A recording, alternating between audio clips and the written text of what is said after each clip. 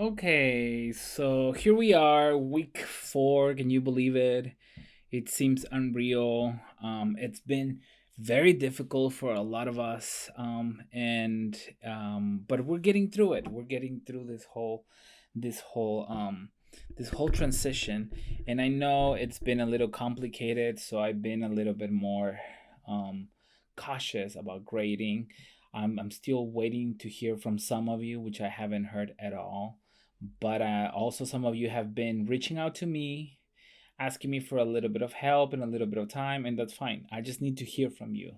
And some of you are still MIA, so let me know that you're you're okay, and I mean you're taking the class, so it's important. So today I think we're going to talk about 18th century New Spain, and it in a way is an extension to the conversation we were having last time, especially about public performances, ideas of displays of power. But now we're going to come back to New Spain, and this is also an opportunity to show the face of the city. Not only how Mexico City, because Mexico City, as you all know, was the capital of the Viceroyalty, not only to show the face of Mexico City, but to show the face of New Spain. What do I mean by that? New Spain was a very cosmopolitan place, and the population was composed out of people from all over the world, which complicated the social relations and power structures of its time. And in order to illustrate that a little bit more, we're going to look at the Casta system today. So, why don't we start right now? And first, I wanted to start with a picture that I wanted to show you last time. This is a picture of El Parian.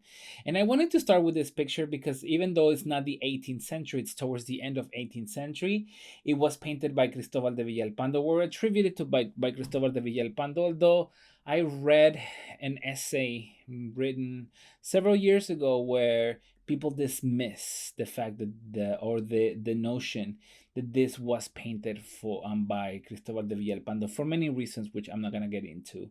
But here we are again, presented with a bird's eye view perspective of the great plaza de la Ciudad de Mexico, El Zócalo, the main plaza, the Plaza Mayor.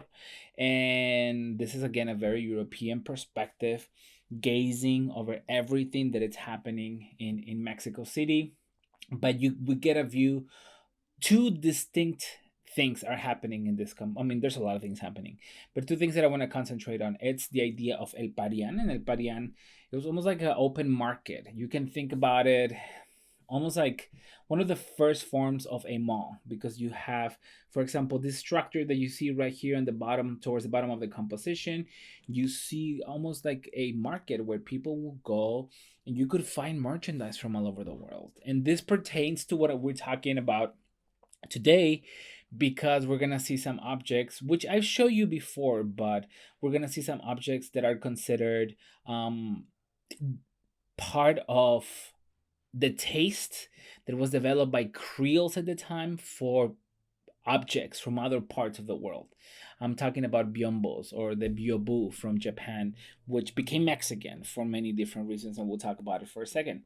So you have to imagine that. You have to imagine a Mexico City that it was that you had people from all over the world, from Europe, from Africa, from Asia, and from the Caribbean, and in a way, a lot of the different cultures in terms of its material culture collapse right here, clash right here in this part of the city. So at any time you could find again objects from all of these places.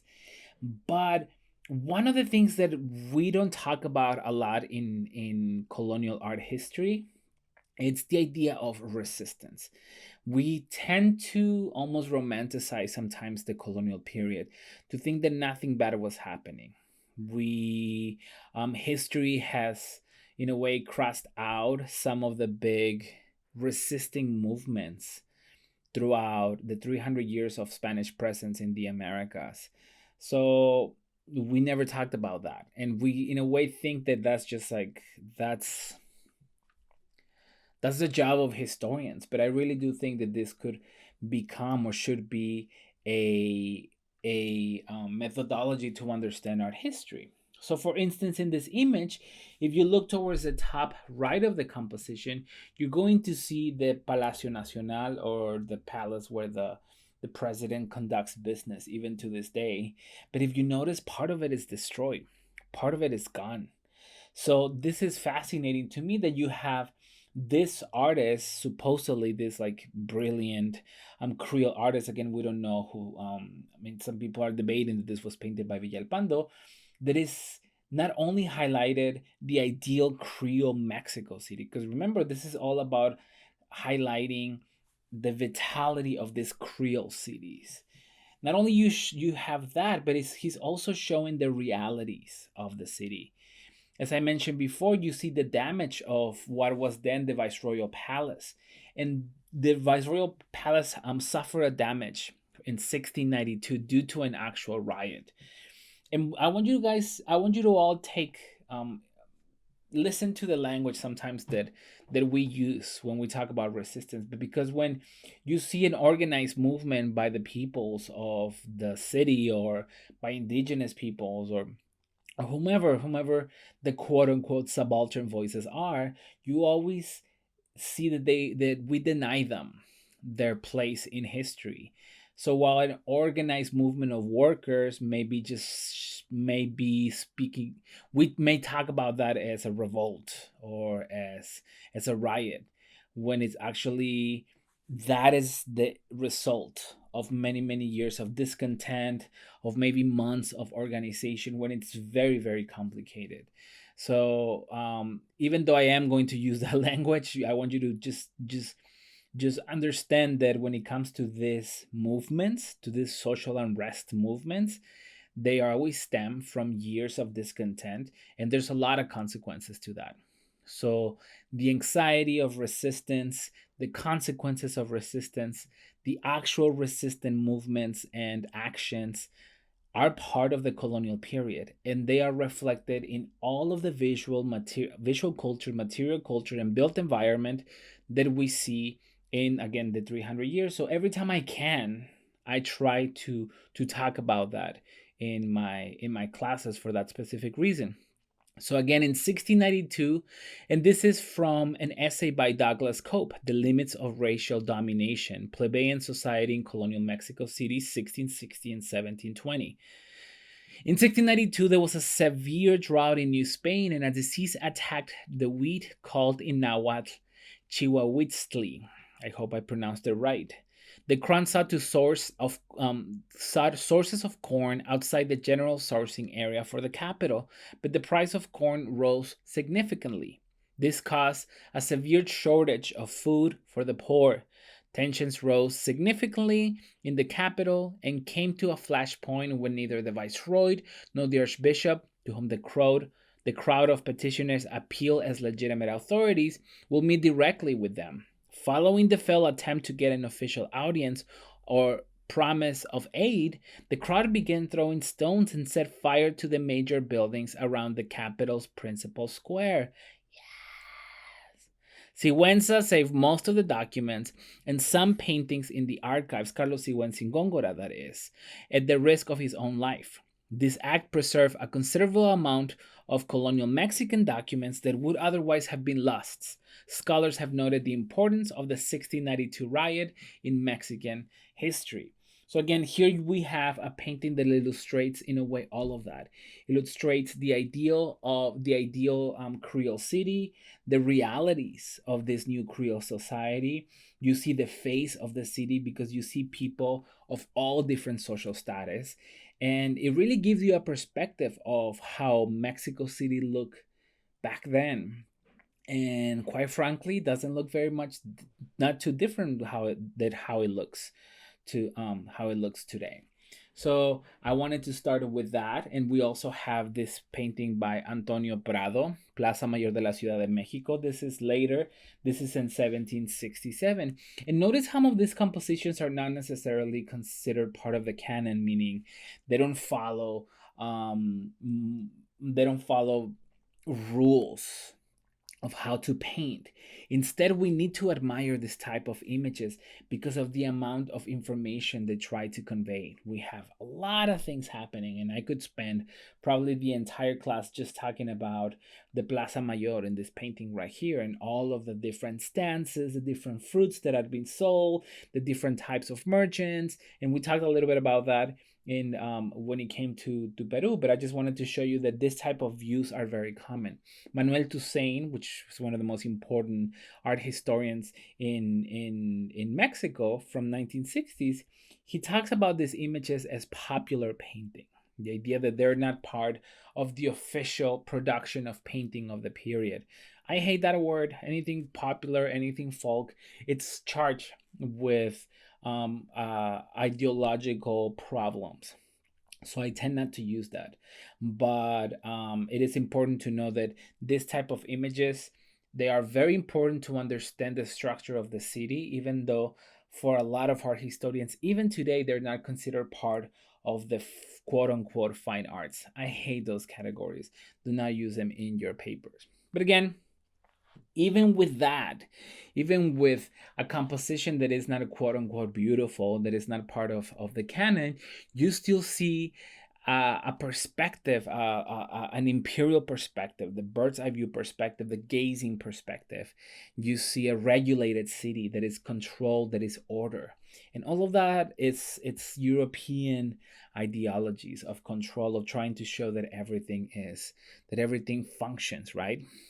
And again, there's an attempt to regulate and separate the city in different quarters with different people of different statuses in them. And you see a little bit of that.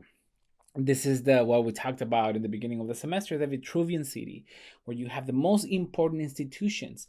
And I'm gonna go back here to the Villalpando, and you see the the cathedral. The church is shown right here, and then you have the palace of the viceroyalty. So the viceroyalty, the crown, is reflected right here. So in the center of the city, you have the most important institutions, and the farther away you are from the center of the city, then you have the institutions that are a little bit less important. No? And in fact, the palace of the Inquisition is only like a couple of blocks from here, so it's still part of this hegemonic complex that is portrayed in this types of images. And another painting that we see right here is El Entierro de Indios. El Entierro de Indios, it's an Indian burial. And I wanted to show you this, and we're going fast through some of these images. It's because when it comes to activities and the face of the city, it includes everybody. This is not just about the fancy people that could afford, I don't know, Chinese porcelain in Plaza of Mayor de la Ciudad de Mexico. No, in any given day you will see all kinds of different events given, even celebrations coming from indigenous people or burials like you see right here. This scene that includes one of the ceremonial moments of the burial, the transfer of the body from the house to the church or the cemetery. It is represented with a procession preceded by the cruciferous with two acolytes with candles, followed by the members of the brotherhood. Bear Indians with shaved skulls and tufts on the sides, with various clothing in accordance with the social sector to which they belong, some with rich Spanish layer of cloth and others with humble tilmas, carrying lighted candles. Next, you see the musicians. They are followed by a Spanish priest with a raincoat, a character who gives the scene a religious character. Then the deceased, dressed in the Franciscan habit, is belonging to the Third Order of San Francisco. Family and friends appear behind the dead. So we have a very complicated narrative, but it also, again, is to show us that these types of events are part of the life, of the vitality of the city. We have these types of solemn celebrations, and then you have things like that. This is supposedly painted or attributed by Juan Rodriguez Juarez. And some of the artists that we're going to talk about in this lecture, we're not going to get into detail. We'll do that next week. But people like Juan Rodriguez Juarez, like Jose de Ibarra, like others that we're going to see today, I'll talk more about them in next week. So I'm just showing you because this is more like a thematic class. So this is a type of an image that shows an indigenous wedding. And here you have, for example, right here at the center, towards the middle of the composition, you have the bride, and then you have the groom. And you can tell they're the bride and the groom because they have elaborate clothing. They're dressed in white, and they're accompanied by the padrinos, by the, I don't know how you say padrinos in English. Se me va la palabra, but you know what I mean. The Jesus Christ, Google it, padrinos. And then behind them, you have also people that are accompanying the bride. Perhaps this person right here on the far right might be carrying the bouquet of the bride. And then you have a masquerade that is also happening along the procession of the groom and the bride. On the bottom, you have two dogs, perhaps a symbol of fidelity. And we don't have this bird's eye view perspective because this is not the type of images that wanted to show you a big part of the city or wanted to construct this idea of the gazing of or possessing the city. Instead, it's going into the streets of Mexico City, or it's going to the streets into perhaps another city in New Spain, and trying to give you a perspective of the life of the city from the inside out as opposed to from the outside into the actual city.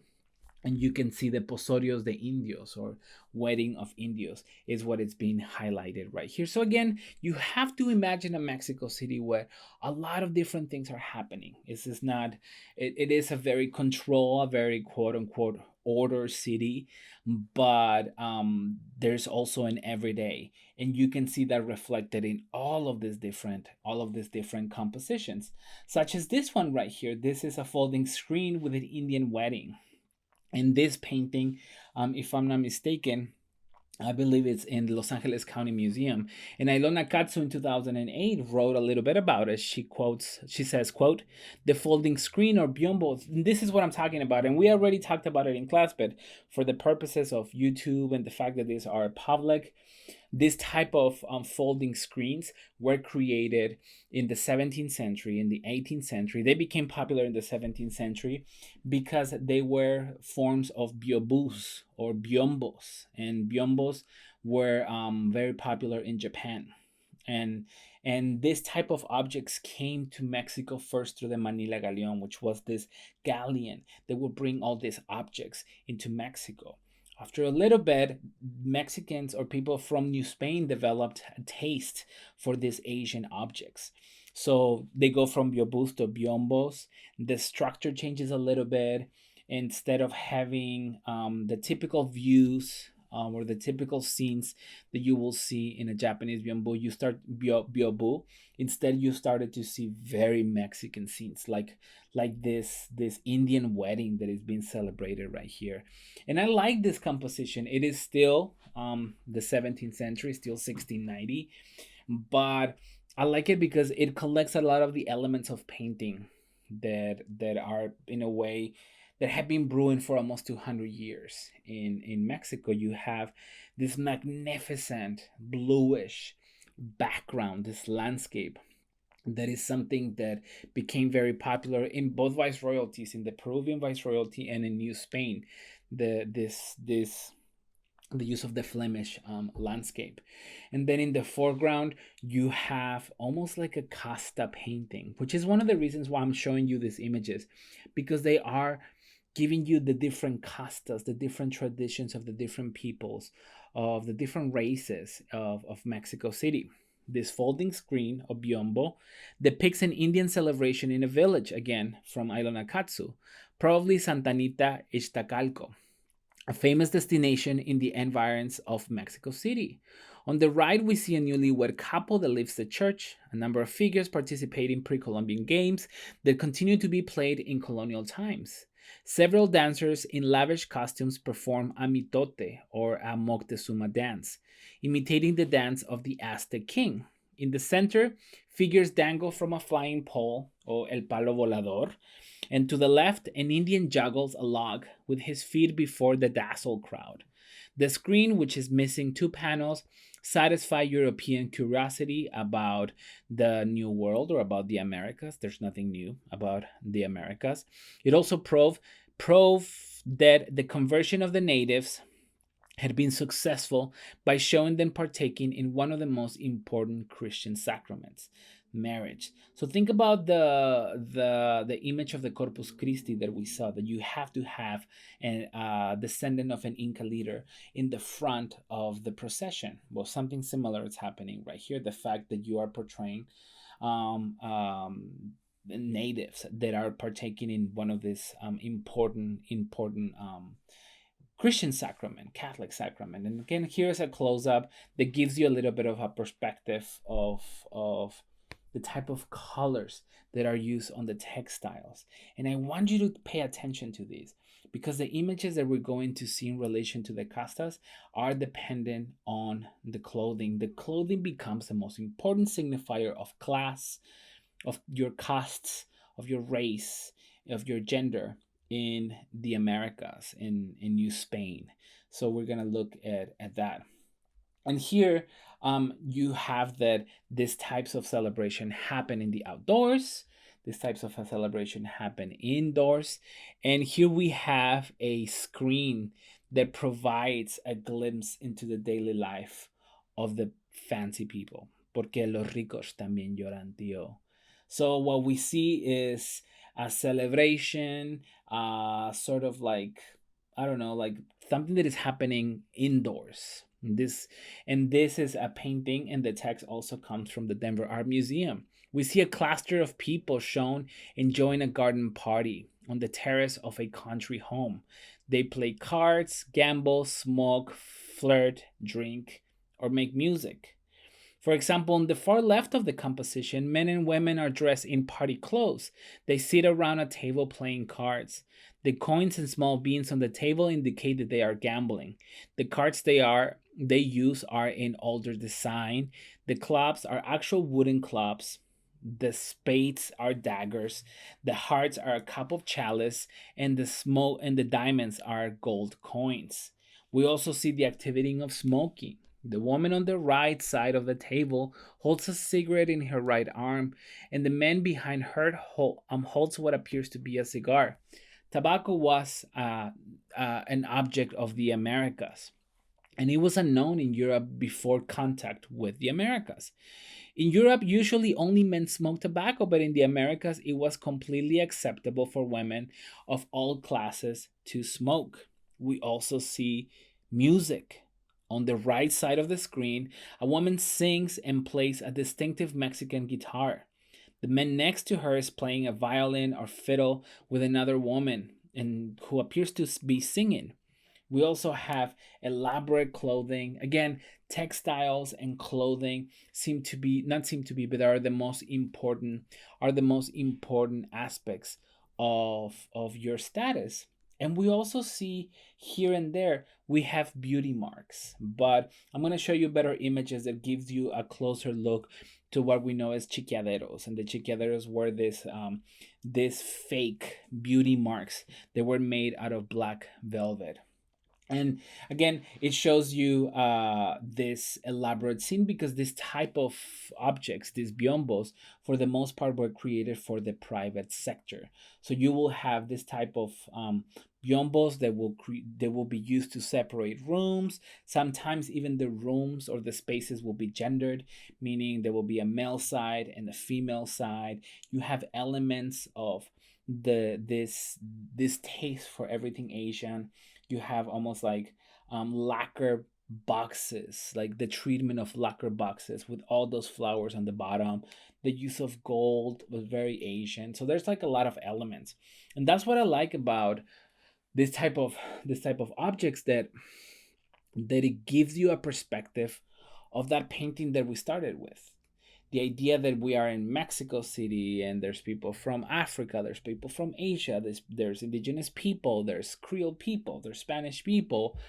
It's reflected in the material culture, because the material culture, when you start analyzing it, it tells you that story. It tells you the fact that this is Asian, that this is American, that this is Mexican, that this is indigenous, that this is Creole. It's all of the above.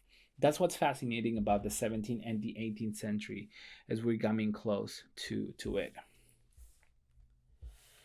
And here we have another one of those biombos. And I'm not sure if we saw this biombo, but I review my notes and I changed a couple of things. So I wanted to bring it back because, again, it gives us a view of the city. This is probably mid to late 17th century, and it's another biombo again. And according to Dana Lipson and Barbara Mundi, such an emphasis on the everyday is uncommon in 17th century painting. But the seemingly casual vignettes that you see right here can also be read as a prescription of social roles. Again, the face of the city is what we're investigating today. The Viceroy's coach, drawn by elegant black horses, rolls past his palace facade, which upper class residents stroll leisurely along the tree-lined paths of the Alameda and left with the casts of indigenous, African, mestizo, and mulatto people. So the Alameda was this place where, you know, the people will stroll in the afternoons, and it still happens today. But I also believe that this is where the Inquisition hang and burn people. So, anyway, the Biombo offers a panorama of Mexico City center and visually echoes the political order of the colony, with the viceregal palace dominating the scene. And again, you have two parts of the city that are completely different. You have the one on the right, which it's from the main plaza, Mexico City, and on the left is the Alameda, which in reality they're blocks and blocks away from each other. But this is common. I think some panels are missing, first of all, but this is common. It's almost like what you see happen with vedute in 17th and 18th century Italian painting, where you have artists rearranging buildings in order for everything to look quote unquote more pleasing to the eye. And here you have, I'm bringing this Japanese biombo because look at the application of the gold and the clouds and how they seem to be floating almost for no reason. It's almost like they're just decorative, but it's because it's quoting this type of objects. Here you have one scene from the Yoshiwara Pleasure Quarter furnishings. This is from the Edo period, from the Japanese, from around the same time. It's around the same period, so it shows you that the artists that are adopting or appropriating this type of objects are looking into this are looking into this Japanese object. So I just wanted to show you just for a little bit of references. And here we have another detail. Again, this is not the best slide, but you can see the elite members that are scrolling around or strolling around the Alameda. Women, for example, walk around with their slaves. The left three panels seem to show a scene from the Alameda. And again, as I mentioned before, this is like it blocks away, like half a mile away from the main plaza on the right. The disjunction between them suggests that some of the original panels are probably missing. In this park, you see elegantly dressed elite women, which are accompanied by maids whose clothing suggests they are mestizo or mulatas. Again, your clothing is the most important signifier for your casta in this period. On the next slide, we actually see a scene of the jail because we actually see we actually know that the jail was in the palace, and you see prisoners that stare out of its barred windows. In the foreground, there's public fountains, an important source of fresh water for city residents. So again, we can spend a whole entire class, but we're running out of time. I can't believe that the end of the semester is here. So I just wanted to show you, we already saw Potosí, we already saw Peru, and I wanted to show you Mexico City. But now let's talk about 18th century New Spain. And there's a lot of things. This is the period that I study the most. And there's a lot of things that I want to talk about. And normally I spend a good month just talking about 18th century New Spain. But again, we're running out of time. So I want to show you or talk about general ideas and themes. And this is the part where you should be pausing and writing down your notes and all of this information, because I might not have enough time to get into detail with all these themes, but they are very important. So first we have to understand that we have a shift in the power and the families of that reign in Spain. So prior to the year 1700, we have the family, the Habsburgs, excuse me, who take control of the crown. It is after the year, literally the year 1700, where we have the Bourbons. When we talk about the Bourbon reforms, the reference to the family, but also it's a series of policies that were created, especially they were in a way more reinforced towards the second half of the 18th century.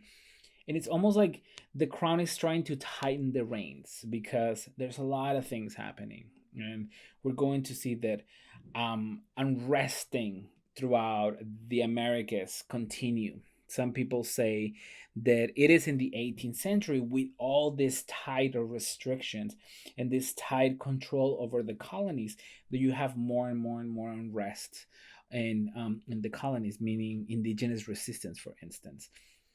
It's debatable because we some of the biggest movements of resistance happened in the 17th century, and I'm thinking of the agreements between the Spanish and the Mapuche in Chile, and the Pueblo Revolution, which we will talk about in the next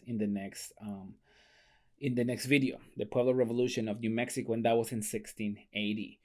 But the Bourbon reforms are important because things are going to change. We know that, if you notice in the bottom, I wrote the Jesuits were expelled in 1767.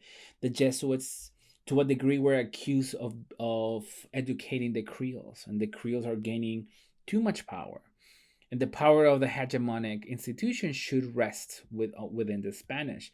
So the Bourbons are trying to control that, are trying to control the administration of the viceroyalties, the administration of the missions. So the Franciscans, for instance, are actually scared that they're going to be kicked out. And some of the visual culture that is created towards the second half of the 18th century it's a response to that fear that they might be kicked out of New Spain. And again, the Franciscans had a lot of power. They have a lot of power. So with the Bourbon reforms, again, it's tightened everything. It's the administration. This is also the period where we have a lot of universities that are being founded throughout Latin America. So a lot of things are going to happen. It's almost like the French family, the Bourbons, are coming in and they're saying, okay, so this is not working. What are we going to do?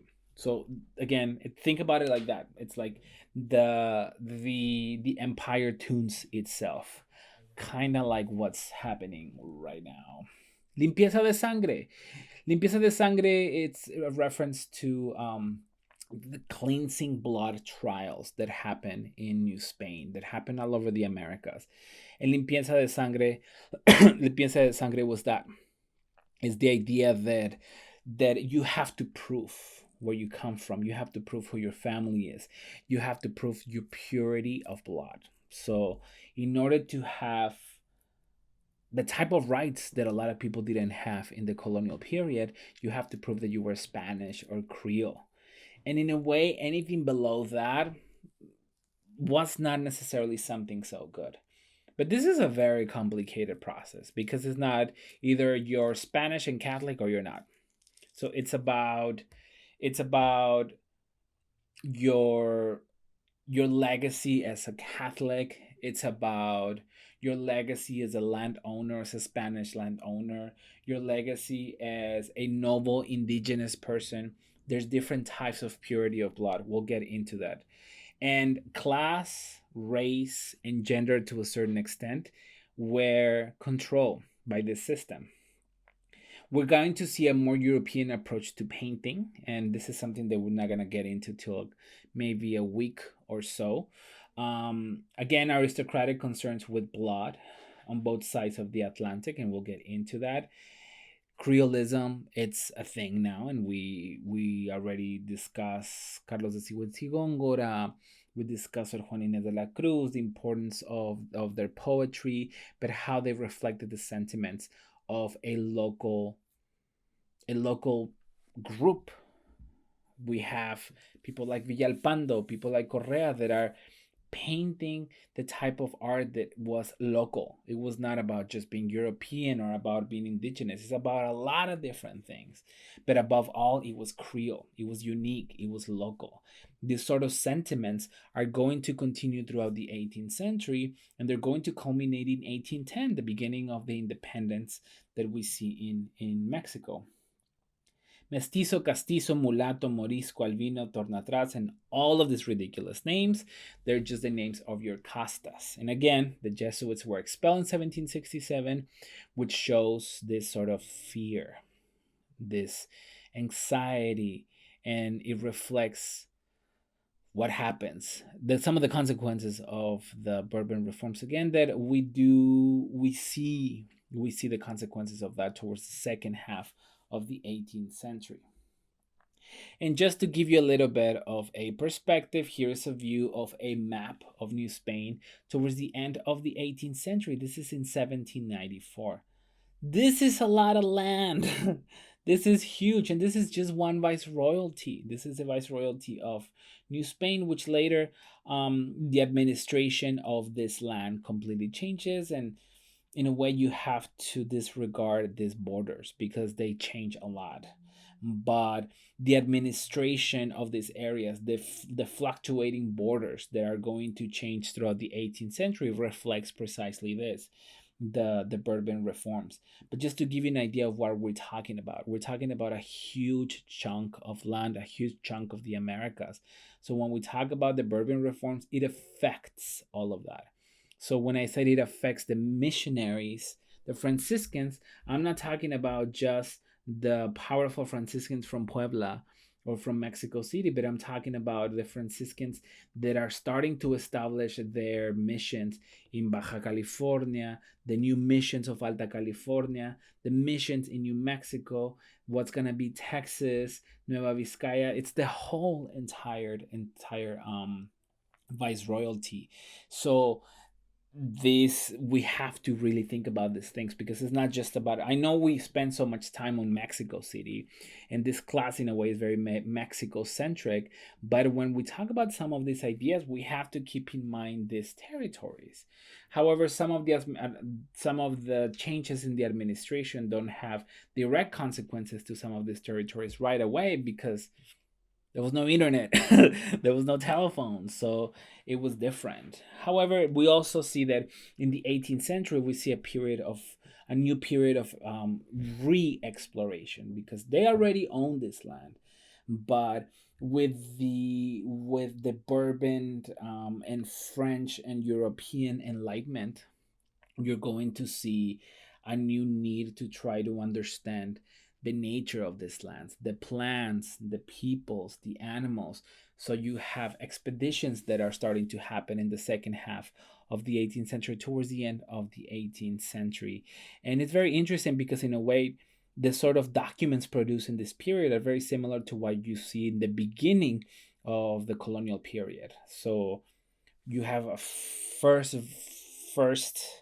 wave of colonization / exploration. I don't like to say exploration because it's almost like giving them the benefit of the doubt.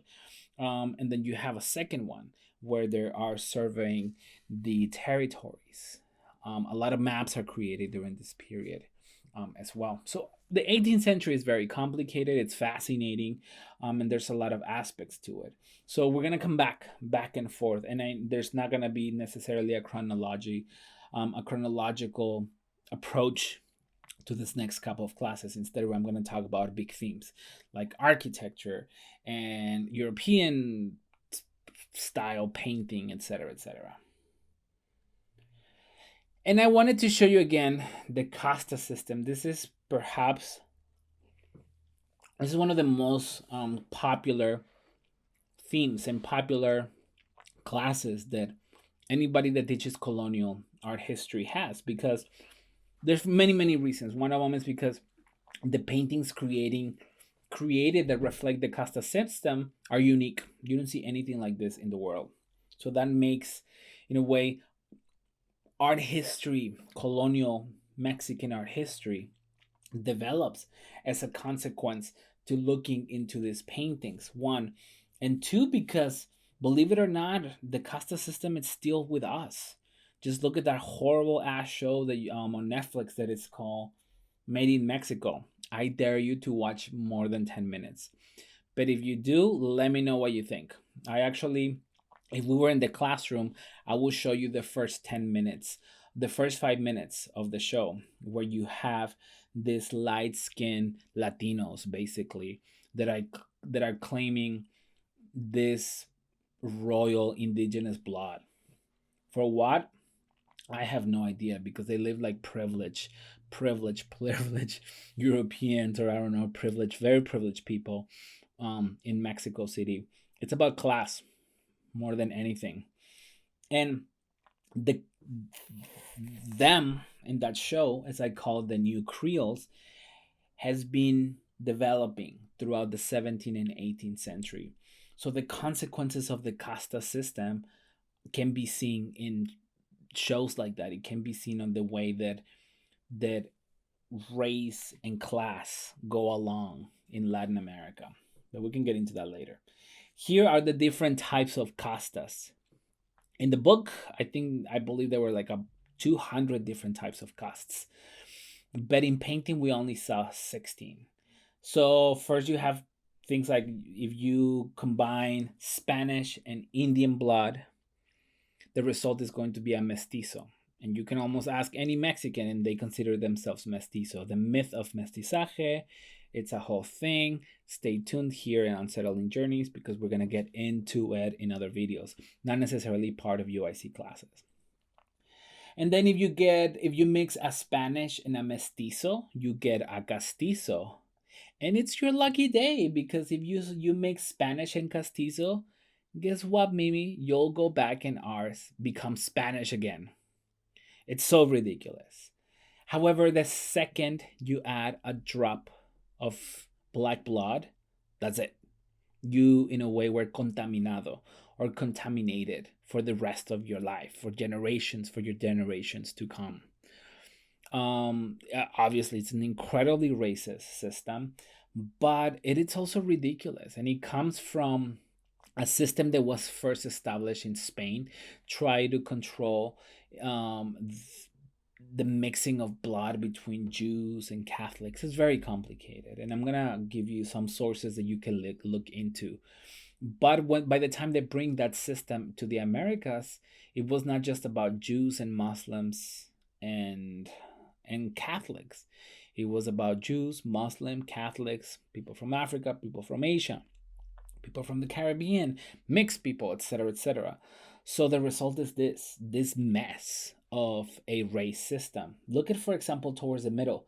If you mix a Spanish with an albino, and with knowledge that albino was part of the African ancestry, you get the name of your caste, which will be returned backwards. Salta para atrás, that was the name, like jump backwards. I'm not making this up. I wish every semester I'm just like, I wish I was making this up, but no. And then if you get salta para atrás combined with Spanish, you hold yourself in midair. Tente en el aire. Like, stay right there, because we don't necessarily have a name for you. So, yes. And then it gets so ridiculous that they start using names of animals. Mestizo in Indian, you get coyote. Chinacambuja in Indio, you get wolf, and so on and so on. Take a screenshot of this, write it down, and show it to everybody, because as ridiculous as it sounds, believe it or not, we still are dealing with the consequences of that language. And we're still dealing with the consequences, the ideological, the social political consequences of this system. And one of the things that I wanted to mention is that we are, I already mentioned it, but we have so much information on Casta paintings because of different scholars. But one of the scholars that I wanted to recommend you, and I'm citing some of their work in the next slides, are going to be Ilona Katsu, Magali Carrera, and Maria Elena Martinez, rest in peace, who wrote an incredible book about the purity of blood. And she she did all this archival work where we have a lot of information that came from inquisitorial trials, a lot of limpieza de sangre trials that are very complicated because your casta was not dependent just on the color of your skin. It was dependent on documents. Depend if you could prove your purity of blood through your family's attachment or possession of land or the language you spoke. There's like a lot of elements that you could use. Um, so at the end, it wasn't about black and white. Yes, color has a lot of weight, had a lot of weight, and still to this day, but it wasn't the only reference to that. And also, I'm bringing you these scholars because, for example, people like Ilona Katsu, she created some exhibitions and some of the first catalogs just dedicated to this type of art. And in a way, prior to the 80s, prior to the 90s, before some of these big museums were creating this type of exhibitions, people were not paying attention to colonial art.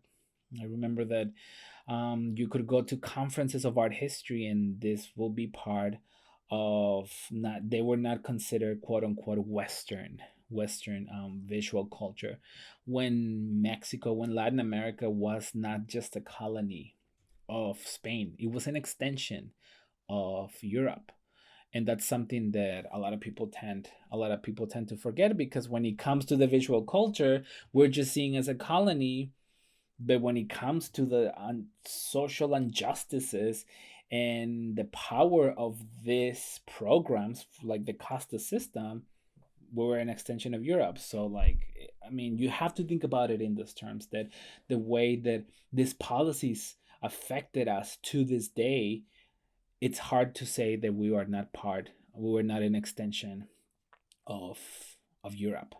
So again, it's about our history. So that's why it's important to talk about Casta paintings. But we cannot forget, and I mention it all the time, that this is about very oppressive period in history. So just to explain again, screenshot it or whatever you have to do. Limpieza de sangre is Spanish for purity of blood, a concept developed in 15th century Spain, referring to a person having unsullied old Christian ancestry, free of Jewish, Muslim, and heretical antecedents. During the time of the Spanish Inquisition, limpieza de sangre was incorporated into the statuses of many Spanish secular and religious institutions. By the middle of the 16th century, proof of blood purity was necessary for gaining access to certain professions, public offices, university, colleges, military and religious orders, convents, guilds, and so forth. Skin of color and phenotype were important, but quickly irrelevant in distinguishing different religions. Social status played an important role in the third part of the 16th century and continued to affect in the 18th century in the development of these paintings. The Casta paintings that we're going to look into today, they are mostly created in the 18th century.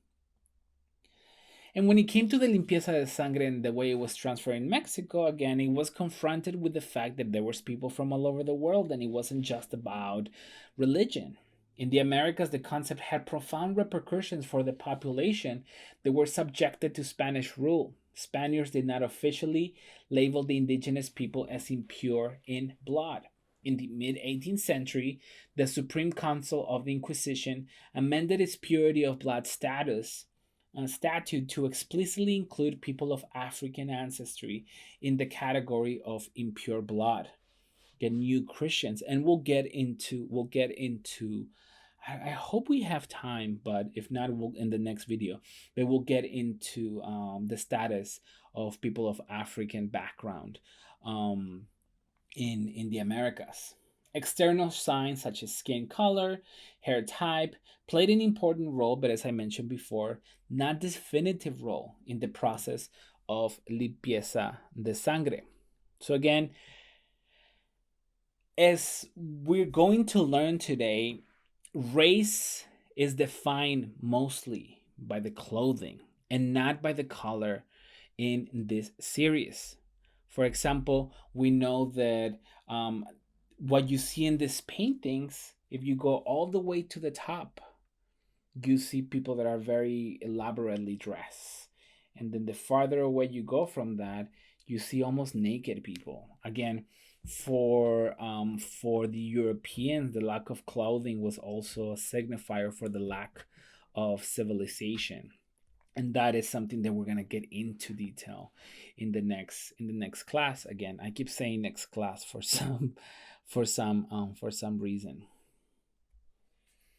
I'm gonna skip this. Let's see. And again, this is part of a period that we're entering a period that we know as the Enlightenment. There's nothing enlightened about the Enlightenment. In a way, a lot of the racial policies that have been developing in the 17th century are institutionalized in the 18th, meaning that race was institutionalized. A lot of these ideas became part of a scientific exploration. So the development of these paintings in the middle to the late part of the 18th century are part of this enlightenment that is happening in Europe. There is, in this period, as we mentioned before, there's a need for political and economic recovery, especially coming from Spain, suffering from a lot of wars. And in a way, they try to prove Spain always saw themselves as the other of Europe, right? So they try to prove themselves that through the possession of all these lands in the Americas and the study of those lands and the people and the plants and the bugs and the air and everything, they're going to prove their superiority because they own so much territory.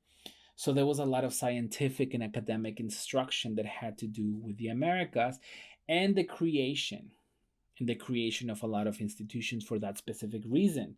However, we have to be able to differentiate between intellectual curiosity versus ordering the empire.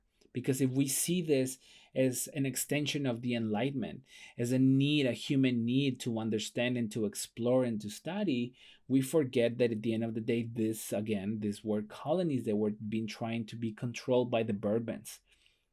Again, intellectual curiosity versus the ordering of the empire.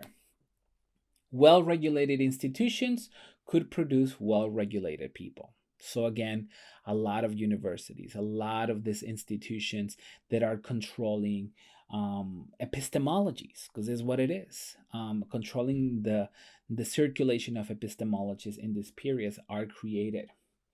Bourbon reformist policies were designed to develop metropolitan and colonial resources, emphasize the need to eradicate vagabondage and drunkenness, to educate and train the populace, and to improve hygiene and sanitation, problems shared by bureaucrats in both Spain and America. This is from Susan Dean Smith. Like, these are problems that in many ways that the Europeans brought into the Americas. The yes, there was drunkenness before the Spanish arrived. Yes, there was a lot of these problems, but not in the capacity that people were dealing with in the 18th century. So we have to think about it this way because it becomes another excuse for control, right? It becomes another excuse to control the populations of New Spain through the problems that in a way they exacerbated arriving into the Americas. Is that a word? I don't know. The type of problems that they made bigger.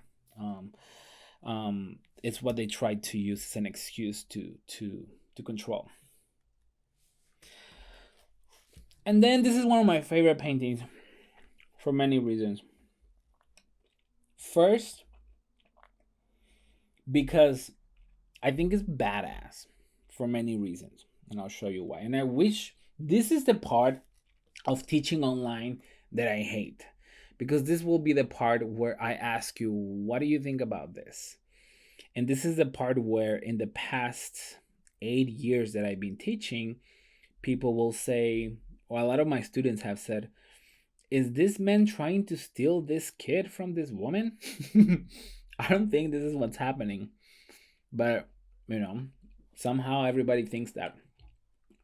This is your typical painting, Casta painting, that follows the a very Christian, a very Catholic composition of father, mother, and child.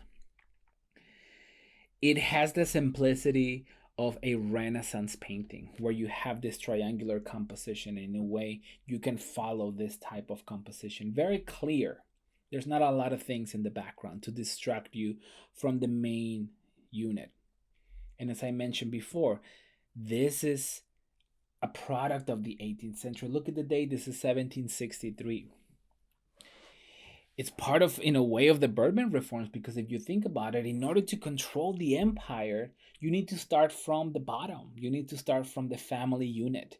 So if you control, if you render the space of the home as a controlled place, then you have better opportunity to control the rest of the empire. So again, rendering the space of the family, of the home, into a controlled place, space versus place. Think about that. So these paintings reflect that through Catholic formulas, through Catholic compositions. This is made by Miguel Cabrera, and Miguel Cabrera is one of the most important, if not the most important, artists of the 18th century. He had big workshops. There's hundreds and hundreds of paintings that survive of Miguel Cabrera, and what you will notice here is that the most important artists of the 18th century were commissioned to make this type of paintings. Casta paintings were created for a Spanish audience. These are the paintings that will travel to Spain, and people will see them. And in a way, these are pineapples. If you're taking my class, you know what I mean.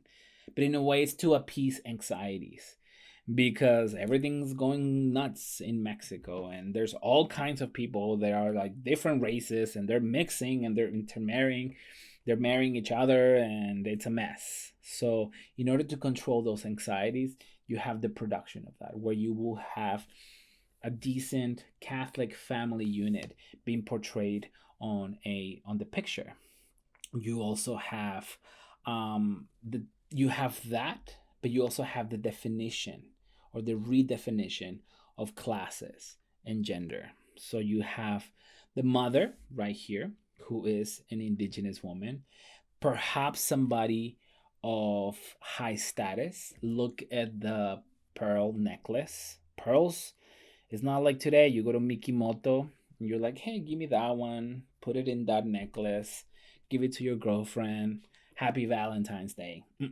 Those pearls were difficult to find, and to find perfect pearls will be even much more difficult. So every time you see that, you see pearl necklaces or bracelets, it's a symbol of status.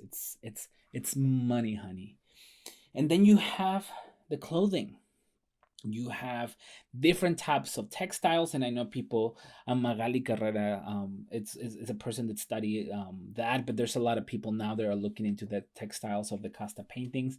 But it almost seems like we have lace, Spanish lace, combined with local indigenous clothing, such as the rebosos or the huipiles that they wear. Also, you have the big skirts, which are also common here in indigenous groups in Mexico. And then on the bottom of the composition, which is a little bit difficult to see right here, and it's something that is very common in these paintings, you see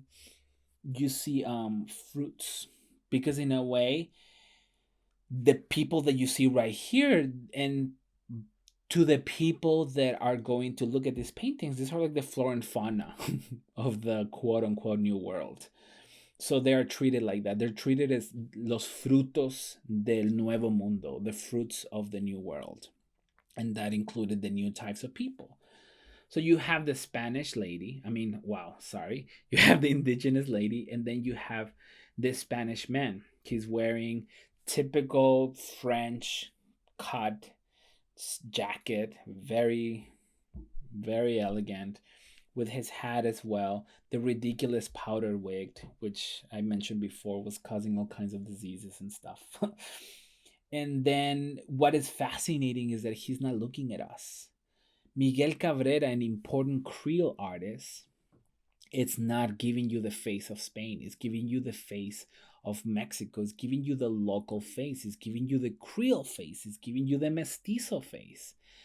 So the sort of localized sentiments about the visual culture, the material culture, about everything Mexican that started to brew in the late 17th century are coming to fruition right here. This is the type of painting that it's almost revolutionary because it shows the Creole sentiment.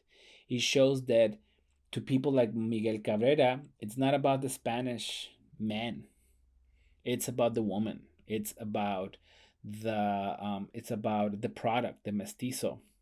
Perhaps you could see it differently, that it's about the products that the European men can consume. Therefore, you don't see the face of the man. But it also shows that this is a Creole artist. And given the importance of Miguel Cabrera, because, and we'll talk about this later, but Miguel Cabrera is one of the first painters that in Mexico that was considered an artist, con toda la extensión de la palabra, like with all the extension of the word. Like he was considered an artist, signing his paintings and so forth. So he had that status that a lot of people in the 17th century did not have, perhaps Villalpando and others in the end of the 17th century, but for the most part, they didn't. So the fact that you have this renowned artist making what I think, and I could be wrong, a political statement such as this shows you the strong Creole sentiments that have been developing for more than 100 years at this point. But it's all about the clothing.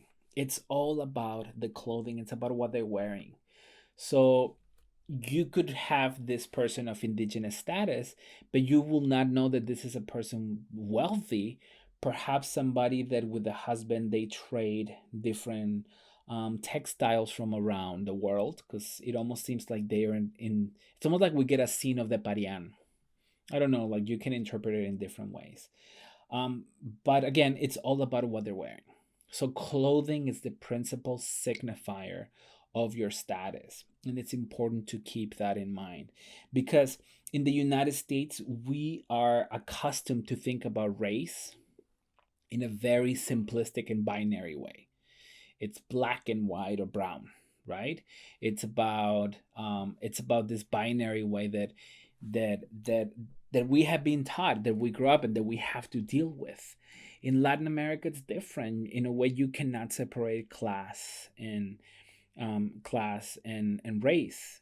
You could make that claim in the United States, but it's different. So all I'm trying to say here is that do not use the lens of race studies, or do not use the lens of race to understand how the Casta system function in Mexico and Latin America, because it's completely different.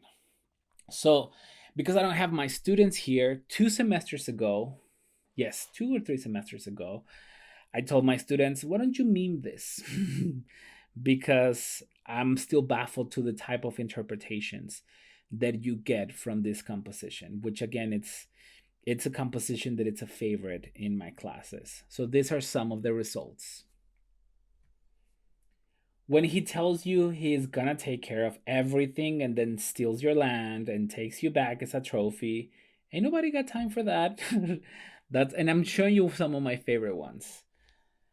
That face you make when he tells you he has a job, goes to therapy, and is a feminist.